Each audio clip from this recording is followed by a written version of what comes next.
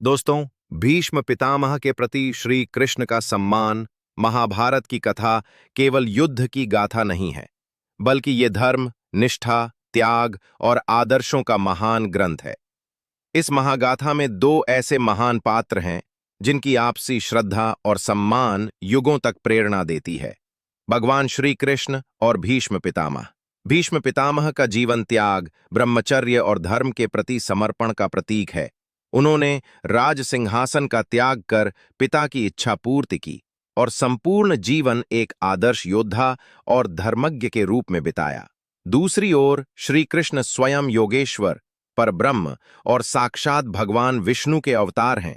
लेकिन जब धर्म की बात आती है तो श्री कृष्ण ने भी भीष्म पितामह के ज्ञान और आचरण के आगे सिर झुकाया। महाभारत युद्ध के दौरान जब भीष्म पितामह कौरवों की ओर से युद्ध भूमि में डटे रहे, तब उनके सम्मुख अर्जुन तक टिक नहीं पा रहा था।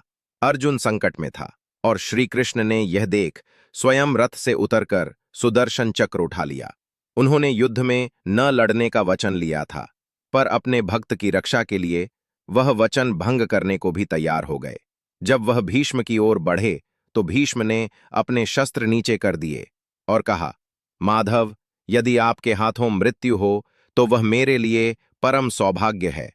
ये दृश्य दर्शाता है कि श्री कृष्ण भीष्म के वीरता और धर्मनिष्ठा से कितने गदगद थे। श्री कृष्ण का भीष्म के प्रति सम्मान केवल युद्ध भूमि तक सीमित नहीं था। जब भीष्म पितामह शरशैया पर लेटे थे, तब उन्होंने मृत्यु को तब तक नहीं अपनाया जब तक उत्तरायण का शुभ मुहूर्त नहीं आया।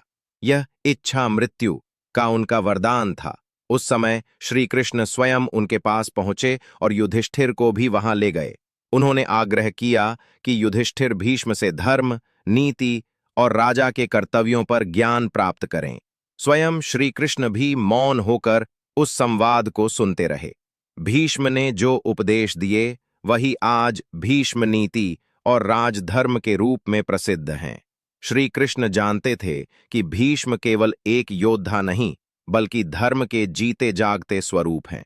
उन्होंने भीष्म के अंतिम समय को, उनके ज्ञान को और उनके त्याग को युगों युगों तक पूज्य बना दिया। ये दृश्य हमें सिखाता है कि ईश्वर भी धर्म और ज्ञान के आगे नतमस्तक होते हैं।